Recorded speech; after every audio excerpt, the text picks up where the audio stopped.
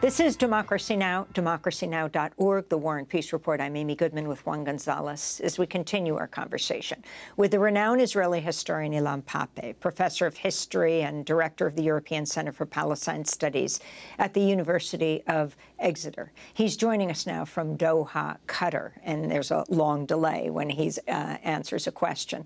I want to ask you, Professor Pappé, about this trip you took to the United States recently. When you arrived at the Detroit airport, you were questioned for 2 hours by federal agents about Gaza, Hamas, and other issues, U.S. agents only allowing you to enter the country after they copied the contents of your phone. Can you take us through what happened?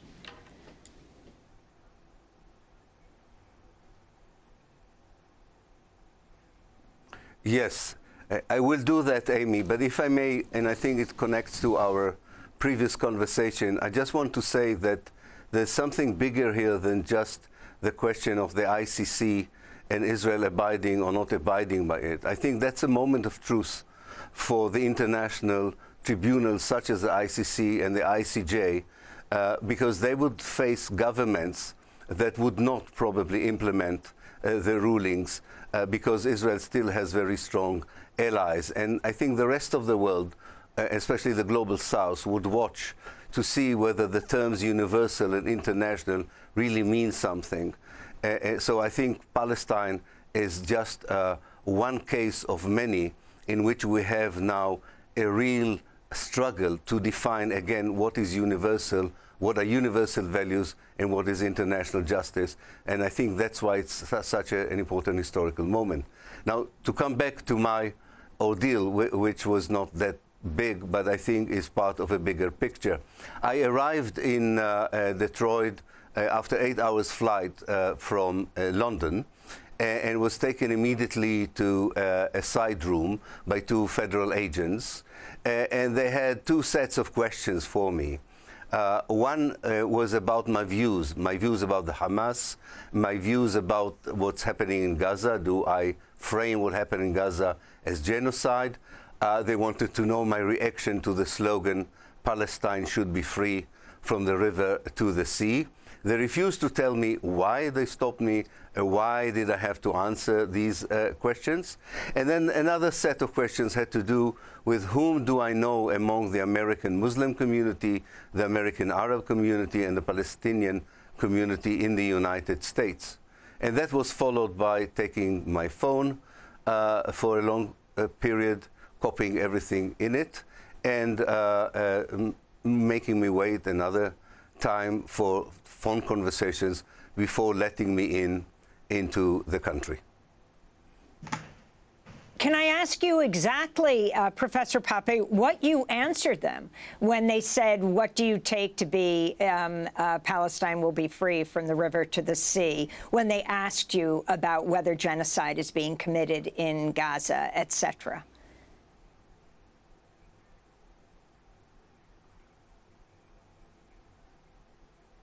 Yes. Well, to the questions of do I define the Hamas as a terrorist organization, to that I refuse to answer that question. And I suggested to them that they should go and listen to my talks in the Michigan area where I will discuss this issue. As for the question of genocide, I laconically said that yes, I do frame the Israeli actions in Gaza as genocide, but again, I suggested that if they want a more detailed analysis of why do I frame it like this, they are most welcome both to read my articles and to come to the lectures in the Michigan area. As for the question, how do I respond to the slogan, Palestine should be free from the river to the sea, I said that everywhere where there is a river and there is a sea and people living between them, they should be free. Which was a moment a bit ironical or comical when one of them tried to show me his geographical knowledge, and he said, so what about Saudi Arabia? So I corrected my phrase and I said, well, anywhere where there are countries between 2 sources of water, people should be free, which seemed to satisfy them at that particular moment. I have to say they were polite. I don't want to describe it as an ordeal.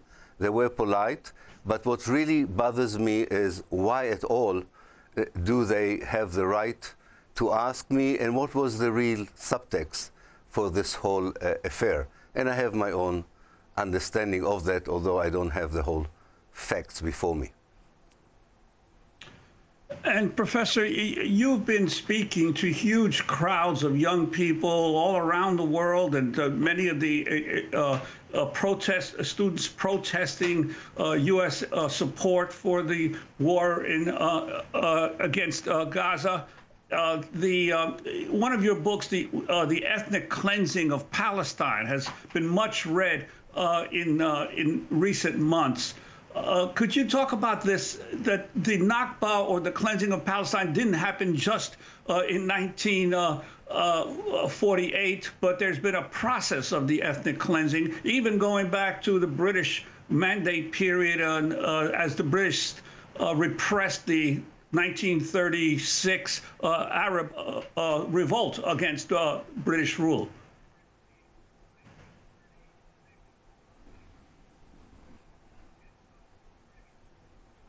Yes, yes, indeed. The Nakba is a bit of a misleading term because it means in Arabic a catastrophe. But really what the Palestinians suffered was not a natural catastrophe, but rather ethnic cleansing, which is a clear policy motivated by clear ideology. And that policy was an integral part of the Zionist program for Palestine from the very inception of the movement in the late 19th century. Of course, very early on, they didn't have the capacity to ethnically cleanse Palestinians from their homeland. But already in the mid-1920s, when the Zionist community in Palestine was still very small, it was able, through purchase of land, on which there were many Palestinian villages, to convince the British mandatory power to evict 13 Palestinian villages, and that was in between 1925 and 1926. And then slowly this process of buying land and evicting the people who lived on this for hundreds of years brought the Zionist movement into a moment where it purchased at least 6% of the land of Palestine, which was of course not enough. And then they went to the big ethnic cleansing of 1948. But as we know, it didn't stop in 1948. Israel continued to expel Palestinian villagers between 48 and 67 from among the Palestinian minority in Israel, which allegedly were citizens of Israel. Israel expelled 300,000 Palestinians during the 6 Days War in June 1967.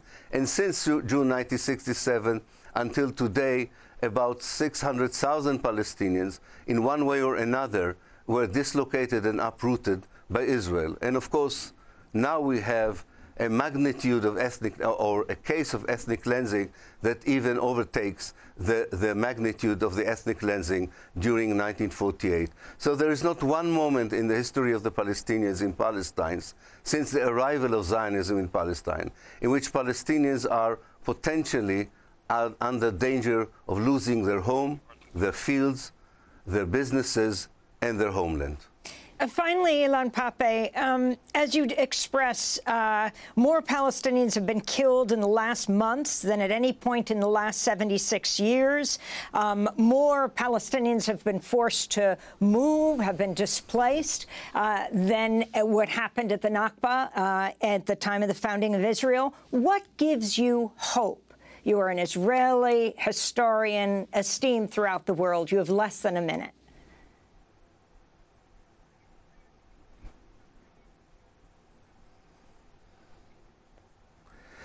Yes, I would say that what gives me hope is that I do think that the Zionist project in Israel and Palestine, as we see it today, doesn't have long to live, to exist. I think we are seeing processes, important processes, that are leading to the collapse of the Zionist project. Hopefully, the Palestinian National Movement and anyone else involved in Israel and Palestine would be able to replace this apartheid state, this oppressive regime, with a democratic one for everyone who lives between the river and the sea, and for all the Palestinians who were expelled from there since 1948 until today. I believe that this historical process has begun. Unfortunately, it will take time, and the next year or two are very precarious and are very dangerous. But in the long run, I'm really hopeful that there will be a different kind of life for both Jews and Arabs between the river and the sea under a democratic, free Palestine.